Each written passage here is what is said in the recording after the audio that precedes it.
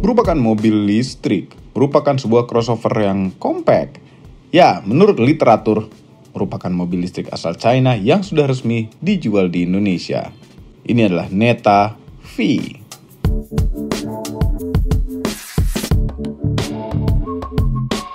Halo YouTube, selamat datang di channel Motomobi.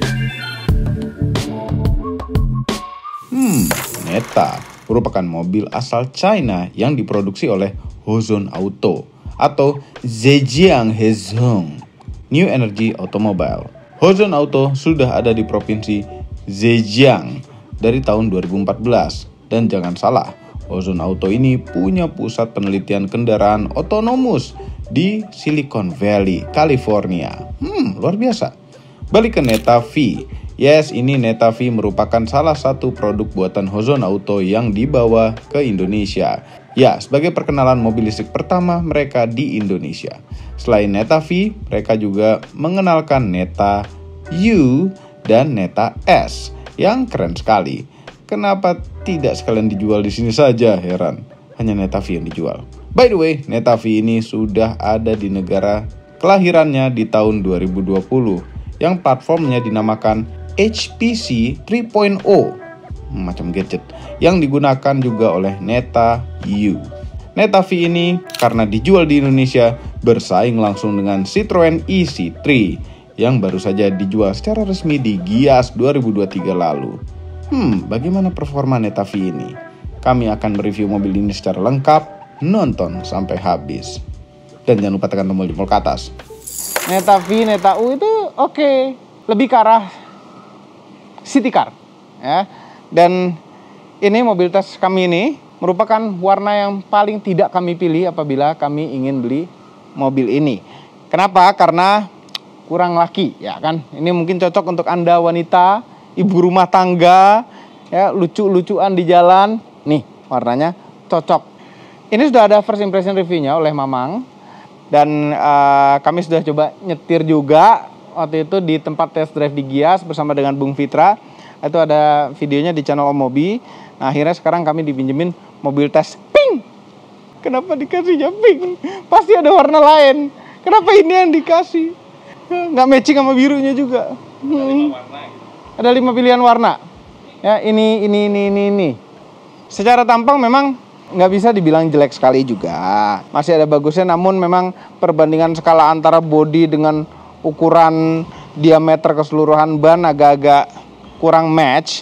Tapi ya sudah, mungkin mereka mengakali gimana caranya memaksimalkan isi ruang kabin, tinggi ruang kabinnya dengan dimensi luar yang kecil. Kecil karena ini panjangnya hanya, tak ukur dulu,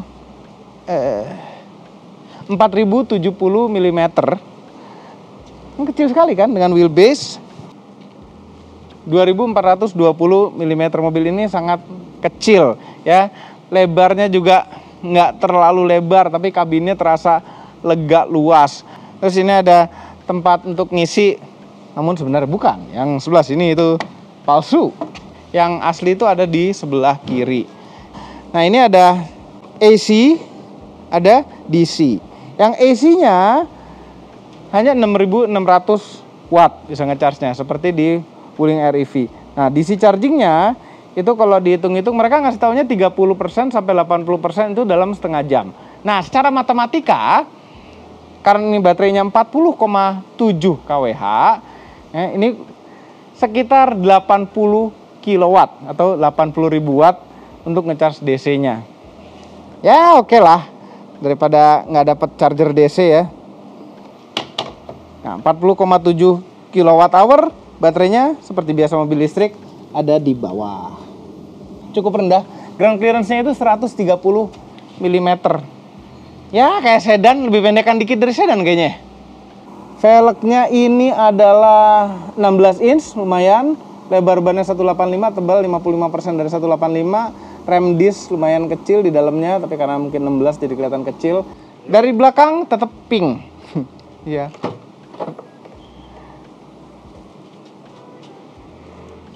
Di bawah nggak ada ban serep, ada tire repair kit, sama high visibility jacket. Bacanya apa ini? Nggak pakai kacamata. Nah, isi kap mesin depannya itu kemarin juga udah pernah kami buka di Gias. Itu benar-benar murni tertutup. Nah, sempat kita buka juga, itu ada di channel Mobi pas bareng Bung Fitra. Padahal lumayan ada space yang bisa dipakai untuk ngisi barang.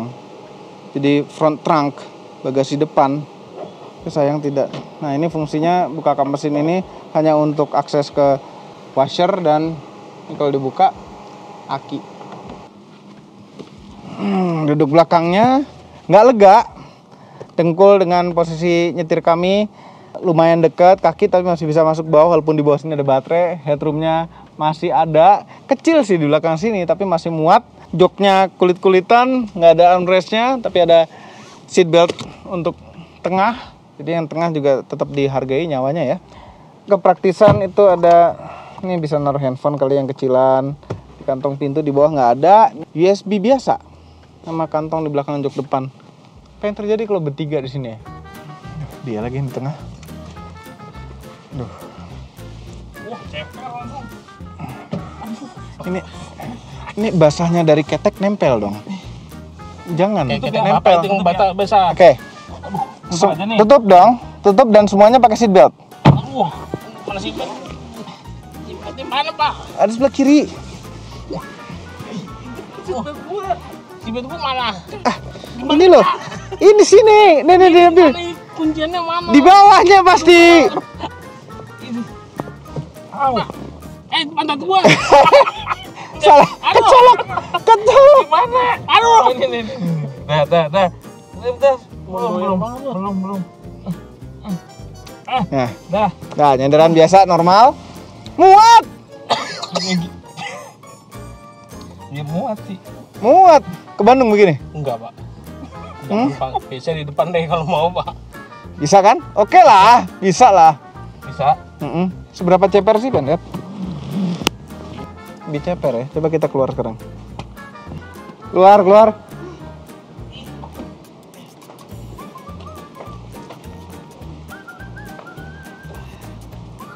Pengaruhnya cuma di yang bagian om gendut ya. Sekarang depannya. Memang dapat apar ya kalau beli Neta, tapi yang paling benar pakai apar yang bisa mematikan baterai lithium terbakar. Ini adalah apar kami, apar Motomobi. Kami bekerja sama dengan PT Fast, produsen dari apar ini. Ini apar yang sangat spesial. Apabila suatu baterai lithium itu terbakar, tidak bisa dimatikan oleh apar biasa, harus dimatikan dengan apar ini. Ini buat jaga-jaga ya, karena masalahnya baterai lithium itu ada di mana-mana, termasuk di handphone Anda.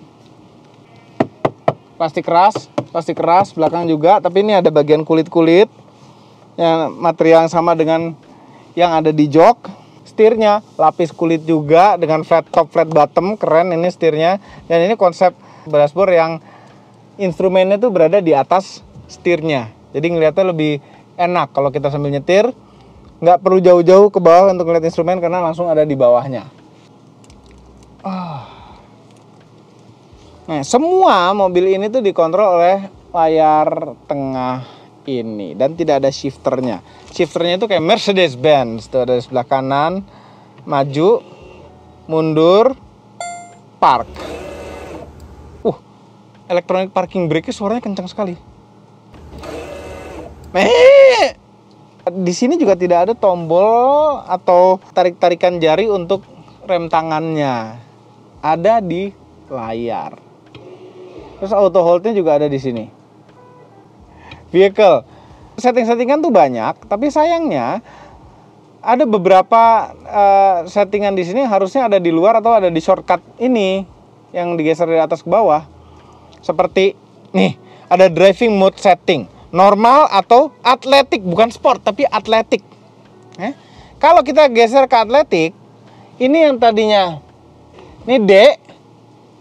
Kalau kita geser ke atletik akan berubah jadi S. Jadi ini adalah sport mode. Ya, alangkah indahnya, kenapa nggak sport aja gitu ya? Kan itu juga S juga. Terus vehicle start mode. Ada normal, beginner, static. Ini yang menarik. Normal itu apa? Mode normal. In this mode, the vehicle can start driving normally. Nah, di beginner mode, beginner kali, bukan beginner. Ya. In this mode, in order to protect the safety of the user and the vehicle. Ini kayaknya sastra Inggris tingkat tinggi ya. The driver needs to wear a seatbelt to start the vehicle. Jadi kalau mau jalan harus pakai seatbelt dulu di beginner mode. Static mode. This mode is used for static display of the vehicle. The vehicle can be powered on but cannot be driven. Itu kayak mode untuk di pameran. Jadi pameran pasti tadi static mode. Jadi kalau normal nggak pakai seatbelt nggak apa-apa ya Pak? Nggak apa-apa. Kalau normal nggak pakai seatbelt mobilnya tetap bisa jalan. Ya, kalau yang bisa jalan yang apa harus pakai seatbelt harusnya yang beginner. Tapi di sini tulisannya beginner. Kalau syuting pakai statik Pak? Syuting pakai statik. Kalau buat di pameran gitu pakai statik. Ini ada tow mode juga, jadi mungkin kalau tow mode-nya aktif itu. Nah, first switch to P gear and step on the brake pedal when parking. The vehicle will enters towing mode. Enters. Sastra tinggi Inggrisnya. And cannot be switched to R atau D gear under this mode. Second, nih maksudnya kedua second phase, second step, switch to the P gear or insert the charging gun to exit the towing mode automatically. Jadi kalau nge-charge charging gun pistol akan exit towing mode. Please confirm to activate towing mode. Nah, ada one pedal driving. The acceleration and braking system of the vehicle will be controlled by operating the accelerator pedal after this function is activated, which can reduce your fatigue. Okay? And use electric brakes instead of mechanical brakes to further increase the mileage of the vehicle at the same time. Please confirm to activate the function. Jadi ini one pedal driving intinya, nggak banyak pakai rem, friksi, banyaknya regenerative brakingnya. Tapi nanti kami jelaskan pada saat jalan ya. Ini ada pilihan data. Nah, nih status of air conditioner filter. Jadi ini ada filter N95-nya. Kayak pakai masker COVID tuh N95 tuh. Effectively filter harmful gases such as pollen, dust, benzene, ammonia, PM2,5, viruses, and bacteria in the air. Suara audionya itu sangat biasa saja, kami sudah tes ya. Dan hanya bisa terkoneksi melalui Bluetooth untuk iPhone ya. USB ini lebih ke arah flash disk. No USB flash disk connection. Please confirm USB flash disk access. Confirm access. Terus spion nggak bisa dilipat, tapi electric mirror. Lock unlocknya biasanya ada di sisi atas, mobil-mobil lain ini ada di sisi bawah. Lock dan unlock. Nah, indikator ini kan nggak ada tongolan kunci segala tuh nggak ada. Taunya ngelock dari mana? Taunya dari LED kecil ini aja nih. Dia akan ngebuka lagi gara-gara pintu aja pada kebuka. Tuh. Semen clusternya tipis begini lebar, tapi menurut kami ini cukup informatif. Karena ada indikator baterai itu 71%, odometernya 307 km, mobil ini baru, trip meter kami tadi riset 9,3 km sudah berjalan. Kepraktisan. Ini bisa naruh-naruh sesuatu. Ini kantong pintunya lumayan lega, bisa naruh botol. Ini ada tempat kartu.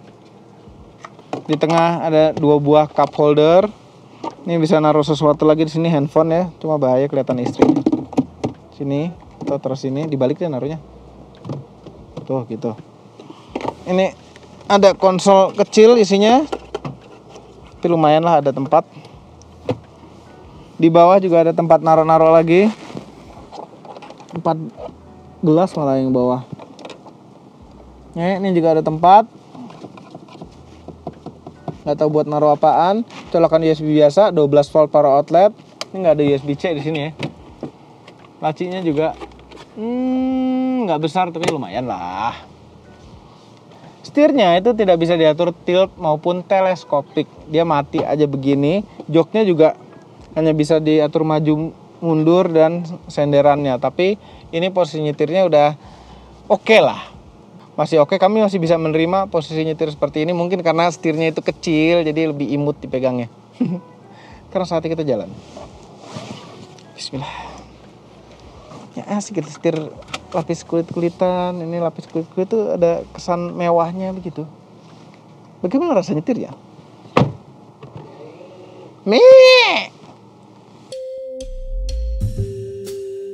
Oke, mobil ini tidak bisa dibandingkan memang dengan itu tuh Kia EV6 ya. Nah, itu harganya 3 kali lipat lebih. Jadi itu mindset yang harus diinstal sekarang di kepala. Langsung ketemu macet. Nah, bicara soal kekedapan, ini kan banyak motor nih. Sebenarnya tidak buruk-buruk amat kedapannya, tapi memang suara motor masuk. Mengingat mobil ini kelasnya ini kan hampir 400 juta sebenarnya karena mobil listrik. Kalau ini mobil internal combustion mungkin harganya di bawah 300 juta ya, kelas mobil 200-an juta. Seginilah kurang lebih kekedapannya. Jadi kekedapannya normal-normal saja pada mobil ini.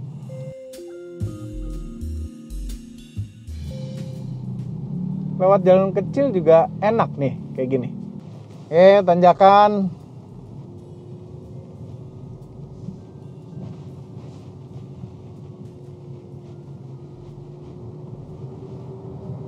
Tidak masalah. Gak masalah. Rasanya malah lebih powerful jauh daripada Wuling REV.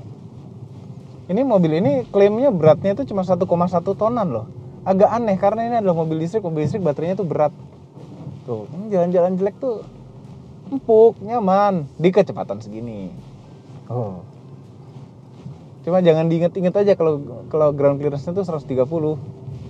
Dan mesti tahan suara kaki-kakinya tuh agak ada geruduk-geruduknya. Tadi suspensi apabila pelan-pelan itu oke. Nah, dengan kecepatan yang lebih tinggi, ketemu jalan beton seperti ini. Nah, tuh. Ini mobil terlalu empuk dengan shock breaker yang kurang keras.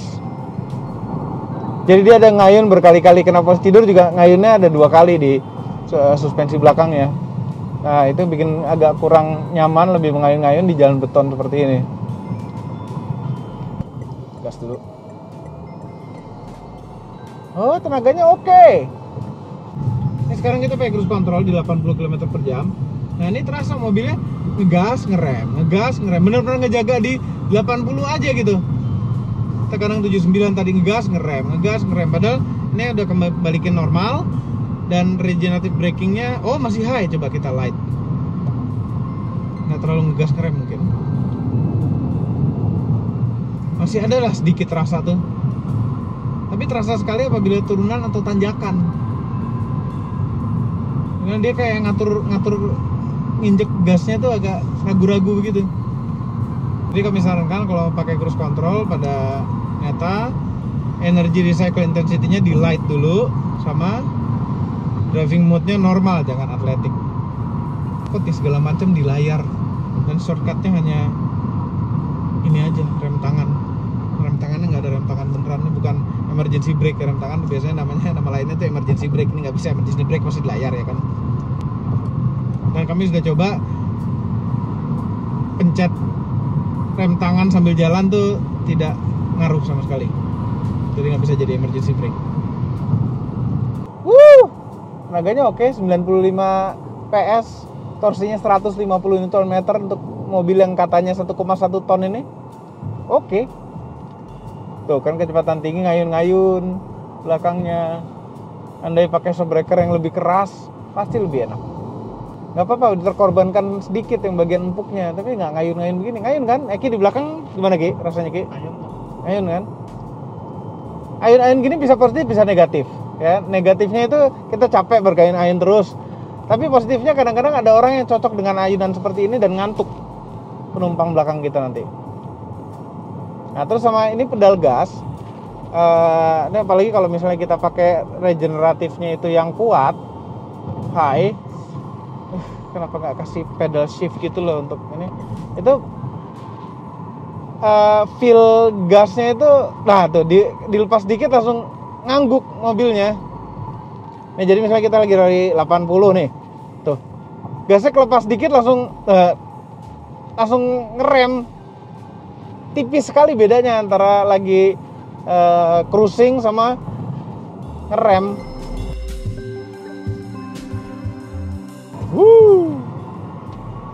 Bertenaga walaupun suspensi ngayun. Ini masukan dari kami untuk Neta. Kalau kami jadi Neta, yang kami lakukan adalah suspensi belakang kami setel lagi, kasih shockbreaker yang lebih keras. Kalau misalnya silau, ini ada semacam grill pajangan di meja dashboard, itu akan memantul nih, sedikit mengganggu pandangan. Terus masukan lagi dari kami, satuan yang dipakai jangan kWh per 100 km, aduh goyang-goyang, tapi kilometer per kWh, ya, lebih jelas gitu loh. Bisa mental. Iya, ngayun-ngayunnya bisa bikin mental. Kemudian apabila memungkinkan, pasang Apple CarPlay di head unit ini, tapi apabila tidak nggak apa-apa, karena apabila kami punya mobil ini, kami akan taruh dudukan mounting handphone di sini nih, ya, jadi bagian antara setir lubang ini juga kepake untuk GPS handphone. Sama satu lagi, steering system. Steering systemnya ini memang tidak direct, oke lah, mobil kelas ini memang tidak dibutuhkan direct, butuh kenyamanan. Cuma kalau bisa lebih didirectin dikit pasti enak. Sama motor EPS-nya itu, ini kalau lagi diputar, lagi parkir, itu ada enteng beratnya. Walaupun nggak banyak beda ya enteng beratnya, nggak enteng sekali terus berat sekali, nggak agak kurang, orang nggak sensitif tidak akan notice. Kalau kami notice ada enteng beratnya, mungkin bisa di setel atau diganti electronic power steeringnya biar lebih terasa lebih mahal gitu. Kalau ini agak kurang terasa mahal jadinya.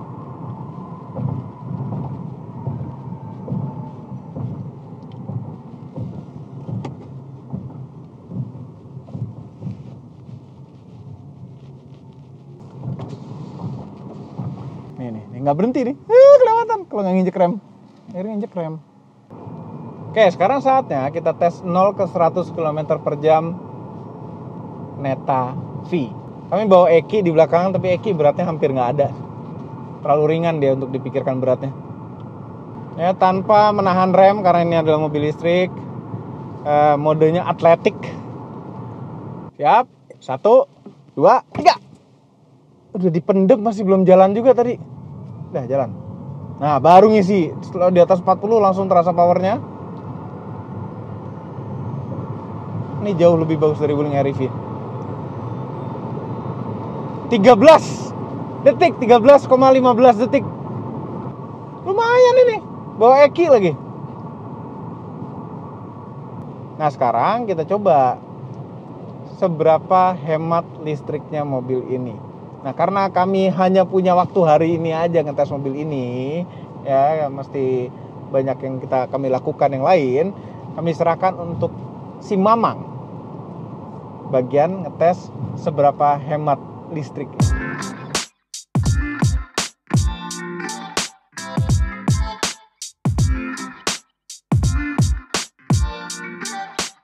Nah, udah dicas lagi sampai 100% karena kita mendapatkan mandat untuk menjadi duta irit. Biasanya kan kalau Mamang uji boros ya, tapi sekarang jadi uji irit.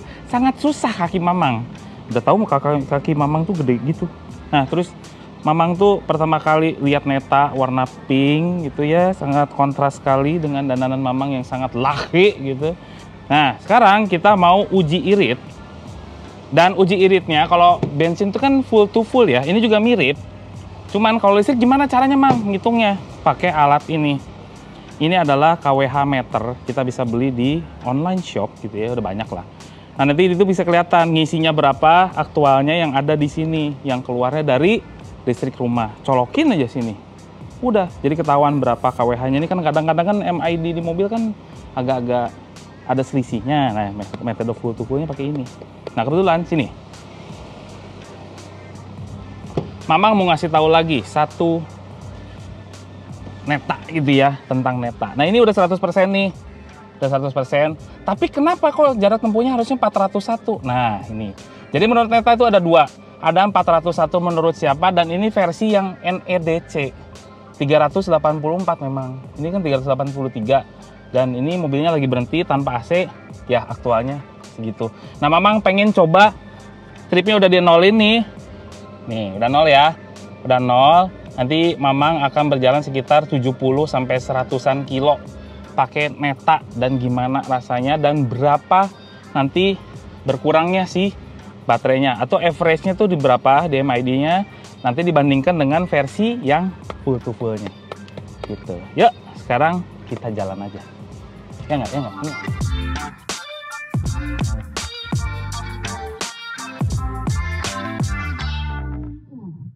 Udah 32,1 km yang ditempuh, ketemu hujan, dan jadi bisa tahu kan seberapa berisik kalau hujan. Segitu. Nggak begitu terlalu berisik, ini atapnya bagus, dan ini memang tebal sih gitu, tebal. Kacanya mungkin ya agak berisik ya, semua mobil juga begitu, cuman ini agak berisik memang kacanya. Ini AC-nya kalau di Jakarta kurang begitu gigit. Ini pada kita kan uji irit ya, tapi uji irit kita pasti pasang temperatur di paling rendah 18 derajat tuh paling rendahnya gitu ya, cuman kurang nendang dikit lah. Kalau misalnya di Jakarta terlalu panas, kita harus pakai fan yang super besar, baru kerasa dinginnya. Terus bagi orang-orang old style seperti kami ini, lebih suka tombol-tombolan VC. Kalau ini semuanya itu terintegrasi di dalam layar ini. Ya misalnya headlight gitu harus mencet dulu ngek gitu, baru 2 step gitu, baru kelihatan. Nah, auto, misalnya pengen pasang lampu, fog lamp belakang ada di sini juga. Terus ada headlight adjuster juga.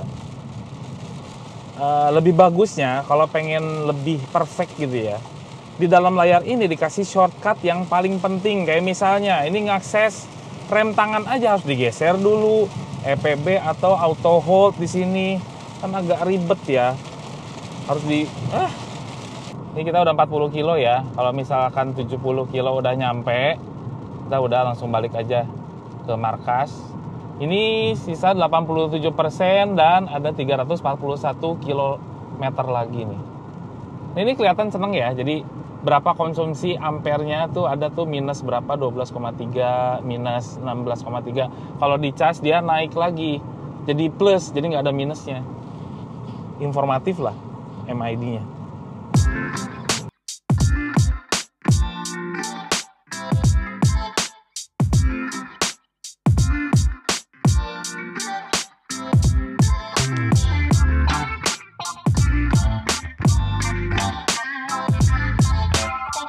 Ketemu macet, hahaha. Ini sekarang udah 70,8 kilo dan average-nya ini terpampang jelas 12,5 kWh per 100 km. Kalau dibagi itu sekitar 1 kWh itu 8 kilo kira-kira ya. Bisa 8 kilo. 1 kWh itu 8 km. Mirip-mirip wuling kali ya. Wuling REV. Tapi nggak tahu ya, kita ngisi yang bener-benernya itu di markas Motomobi karena kWh meternya kita bawa juga nih. Nanti bisa keukur nih, bener nggak di MID ini average, nanti kita hitung, ya nggak? Sekarang kita menuju markas aja udah. Yuk.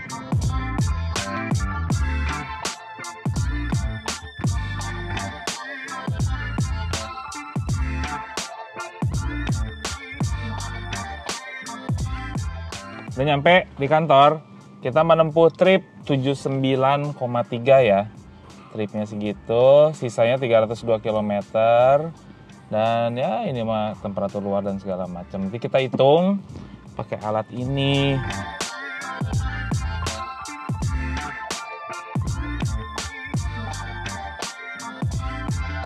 Duosida. Artinya adalah yang suka ngeracunin itu apa namanya? Pestisida.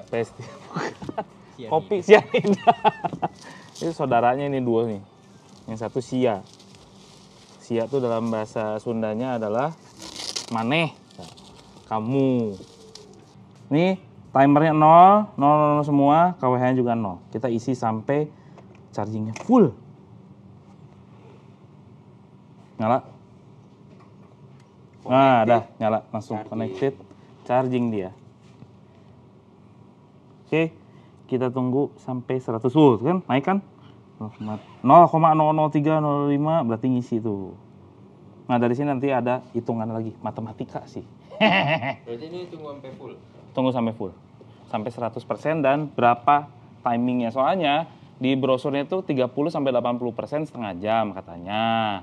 Itu juga yang DC, ini kan kayak AC pasti lebih lama. Ini pasti sekitar, kita lihat aja di dalam 4 jam tuh kita ngisi. Nanti kita malam-malam nih pasti. Nanti akurat nggak? Sama si meteran KWH itu. Tunggu aja. Wah, malam-malam nih. Akhirnya udah selesai itu, udah 100%. Kita lihat ya. Di sini kan ya, udah 100% full. Kita lihat sini datanya mana? Nih. Tuh, 12,7 kWh per 100 km. Ini bisa dikonvert ke kilometer per kWh ntar. Kalau dikonvert ke kilometer per kWh itu jadi 100 dibagi 12,7. Berarti 7,8 kilo, 7,9 kilometer per kWh. Menurut MID, kita bandingkan dengan yang di kWh meter. Apakah benar segitu? Kita lihat yuk. Nah, kita lihat ini dia ngecasnya 4 jam 44 menit. Jadi hampir sesuai dengan tadi di display yang sebelum kita ngecas. Terus dia menghabiskan 11,87 kWh untuk sampai baterai full. Ini juga bagus nih, berhenti dia. Timer berhenti, ininya juga berhenti. 11,87 pakai chargeran kayak gini. Nah, kalau dihitung-hitung gitu ya. Jadi aktualnya adalah jadi tadi kan tripnya itu 79,3 odoknya, tripnya kilometer dibagi kWh-nya 11,87. Jadi seharusnya per kWh-nya dia bisa menempuh 6,68 atau 6,7 kilometer per kWh. Itu aktualnya. Agak boros ya. Cuman kalau menurut hitungan seperti ini, seirit-iritnya mobil Neta, atau kaki saya aja yang boros ya. Jadi 40,7 kan kapasitasnya, dikalikan 6,6 dikalikan 6,9, berarti dia hanya bisa menempuh 271,9 km aja. Kok boros ya? Apa kaki saya nggak bener? Tapi irit kok. Jadi irit kok. Konstan kecepatannya di 60, 70, 80 di tol. Kalau lagi menyusul itu 80. Terus di macet-macetan ya biasa aja. Cuma memang AC-nya dipakein full. Apa yang salah ya? Iya emang kaki saya begini. Kaki mau tua. Tapi itu irit loh. Itu irit. Biasanya irit segitu.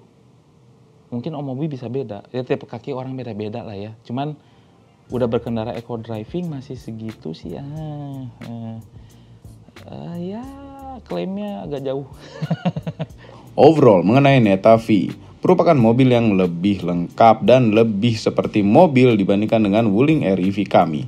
Namun ada beberapa catatan yang mungkin perlu dibenahi seperti yang kami bilang tadi. Apalagi yang urusan layar. Ini bahaya sekali karena banyak tombol-tombol fisik yang digantikan ke dalam layar ini. Kemudian untuk urusan suspensi, ya itulah yang tadi kami bilang, harus lebih keras dikit. Dan yang pasti steeringnya harus, ya udah. Namun di luar itu, Neta V merupakan mobil listrik yang fun juga untuk dibawa sehari-hari dan punya range yang lumayan jauh. Kemudian mengenai harganya, harga Neta V ini bisa Anda baca di description di bawah. Bagaimana menurut Anda tentang mobil ini? Silahkan komentar juga di bawah. Semua ini adalah opini pribadi saya. Kami tim Motomobi tidak dibayar oleh siapapun dan apapun yang terlihat pada video ini. Jangan lupa tekan tombol jempol ke atas dan subscribe channel Motomobi, Omobi, dan Mesmobi apabila belum berikut dengan tombol loncengnya. Share video ini ke seluruh dunia melalui sosial media Anda dan jangan lupa follow sosial media kami semua termasuk Instagram. Cek motomobinews.id untuk berita-berita otomotif terbaru. Terima kasih telah menonton.